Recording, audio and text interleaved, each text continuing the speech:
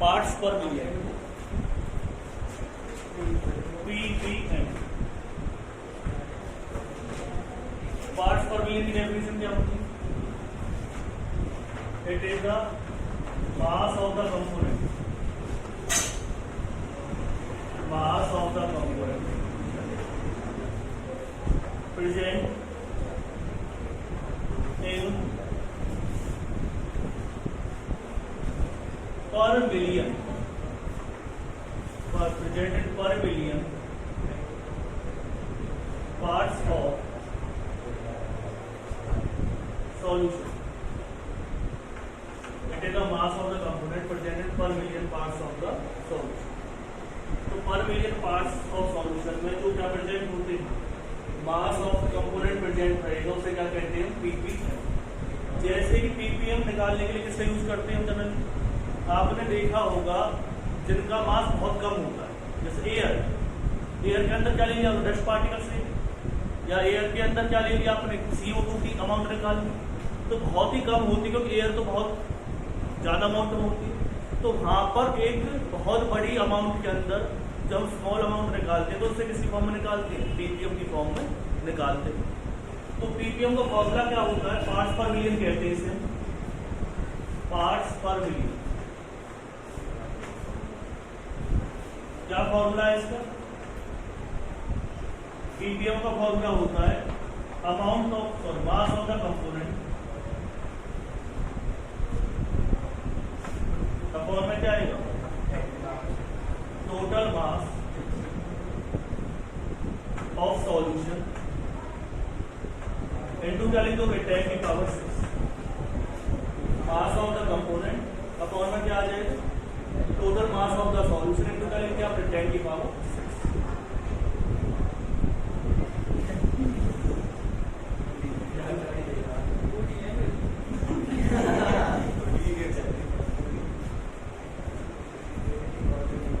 Mass of the component upon total mass of the solution into 10 की power 6।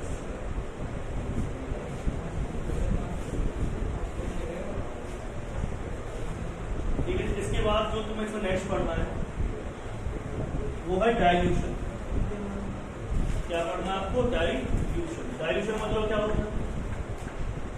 Dilution का मतलब होता है कि किसी के अंदर क्या करना है आपको, जैसे यूरिया का सॉल्यूशन आपने बनाया, तो यूरिया का जब सॉल्यूशन आप बनाएंगे तो उसमें कुछ ना कुछ अमाउंट आप वाटर के डालेंगे और यूरिया डालेंगे।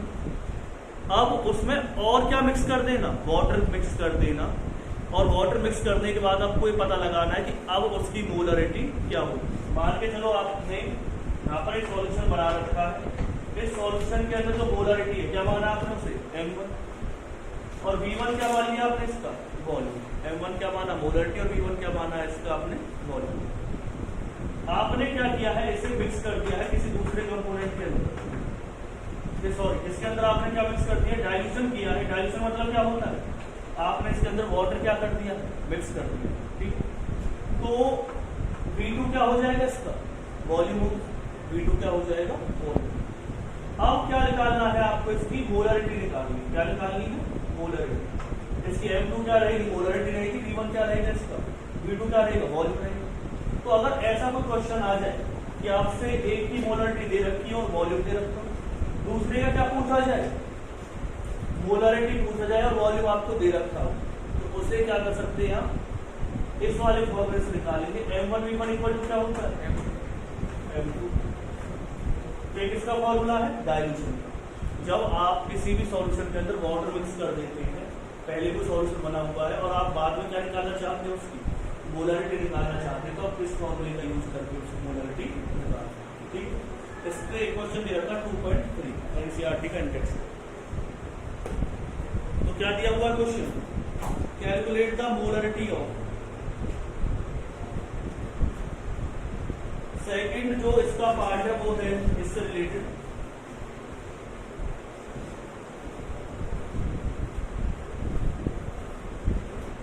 क्या दिया हुआ क्वेश्चन? सेकंड पार्ट है इसका, calculate the molarity, calculate the molarity of solution 30 ml of 0.5 molar H2SO4 diluted to 500 ml। इसमें क्या कह रहा है कि आपने सॉल्यूशन की बताइए, क्या बतानी है, मोलरिटी बतानी है। जब आपने क्या किया 30 ml 0.5 मोलर H2SO4 के अंदर क्या मिला दिया है, कहां तक डाइल्यूट कर दिया उसे, 500 ml तक।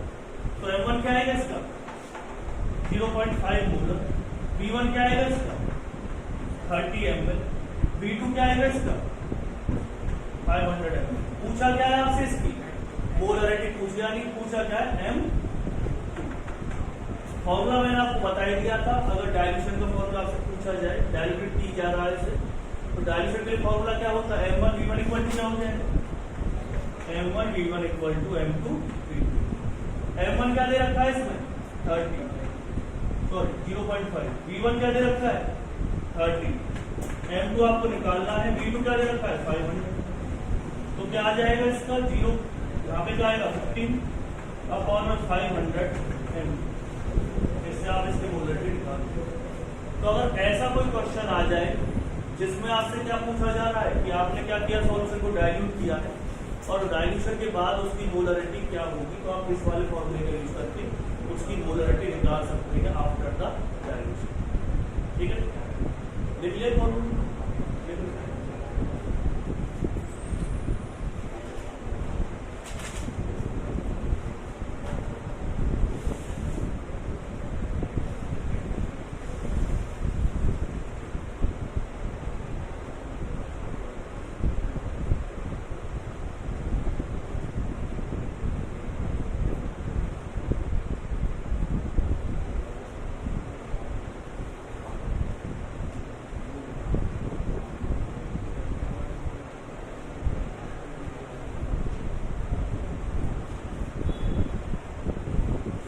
उसके बाद है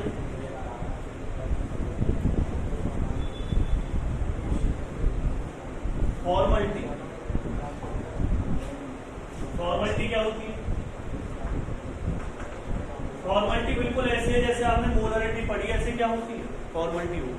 ठीक है, तो मोलरिटी और फॉर्मलिटी में डिफरेंस क्या है, जब कोई भी आप एक आयनिक सॉलिड लेते हैं, कैसा सॉलिड लेते हैं आयनिक, जैसे कि NaCl, KCl, उसके लिए क्या निकालते हैं आप फॉर्मलिटी यूज करते हैं। जब कोई सॉल्ट लेते हैं आप जनरली क्या लेते हैं सॉल्ट, जैसे NaCl, KCl, तो कैल्शियम क्लोराइड, उनके लिए क्या निकालते हैं हम फॉर्मलिटी के निकालने के लिए यूज करते हैं।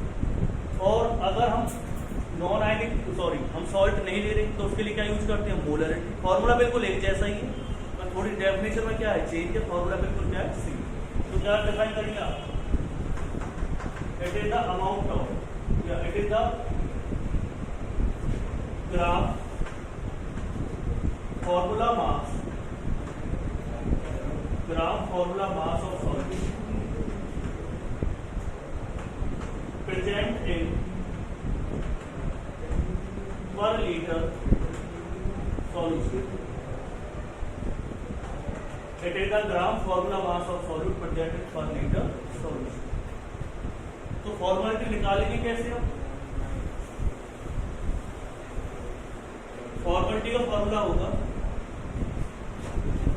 इससे रिप्रेजेंट करेंगे आप इसे F से, ऊपर क्या आएगा WB अपॉन में क्या लिखेंगे आप फॉर्मूला मास इनटू क्या लिखेंगे 1000 अपॉन में क्या हो जाएगा वॉल्यूम। तो WB क्या है यहाँ पे मास ऑफ द सॉल्यूट,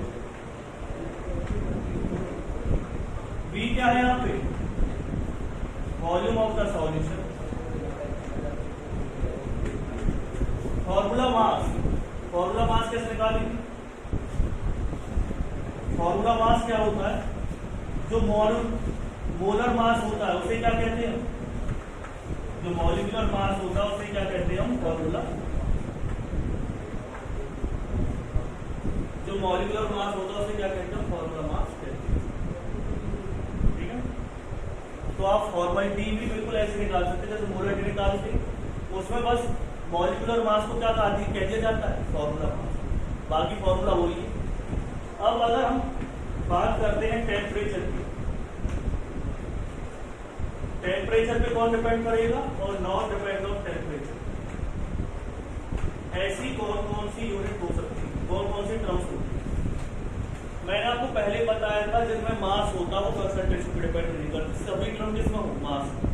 जैसे वेट बाई वेट परसेंटेज किस पे डिपेंड नहीं करती, टेम्परेचर पे डिपेंड नहीं करती। लेकिन weight by volume percentage depend करती है, वॉल्यूम बाई वॉल्यूम परसेंटेज ये डिपेंड करती है। मोलारिटी किस पे डिपेंड करती है, टेम्परेचर। फॉर्मेलिटी किस पे डिपेंड करती है, टेम्परेचर। एक और टर्म मैं आपको पढ़वाऊंगा नॉर्मलिटी, नॉर्मलिटी किस पे डिपेंड करती है, टेम्परेचर। इसमें कौन सा आएगा, मास फ्रैक्शन। एक कौन सा आ जाएगा, मोल फ्रैक्शन। और कौन सा यूज कर सकते हैं आप इसमें, पीपीएम, मोलारिटी। ये किस पर डिपेंड नहीं करती है, टेम्परेचर पर डिपेंड नहीं करती। ठीक, एक क्रम और बता रही रहेगी इसमें strength.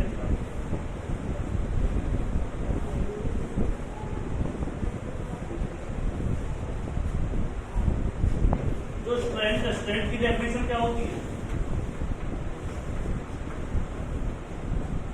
it is the amount of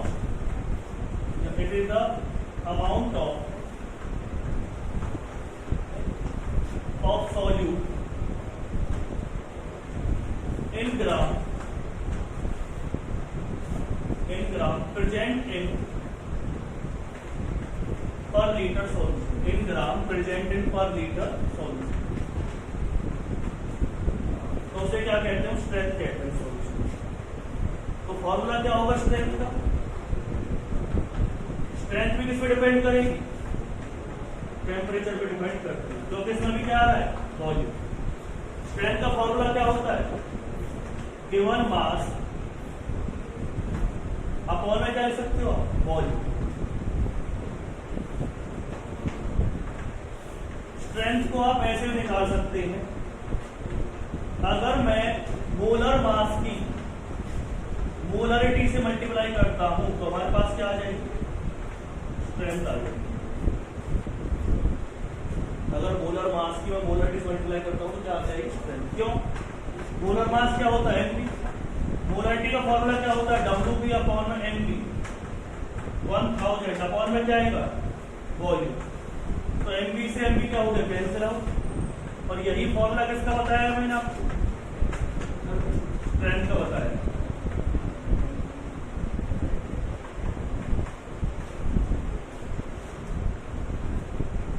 ठीक है ना, तो स्ट्रेंथ आप ऐसे निकाल सकते हैं, मोलर मास को मोलरिटी से मल्टीप्लाई करके। तो ये टर्म्स हमने पढ़ी ली। बाकी जो इसमें नेक्स्ट टॉपिक में बात करेंगे हेनरी लॉ वगैरह, तो हम नेक्स्ट में बात करेंगे।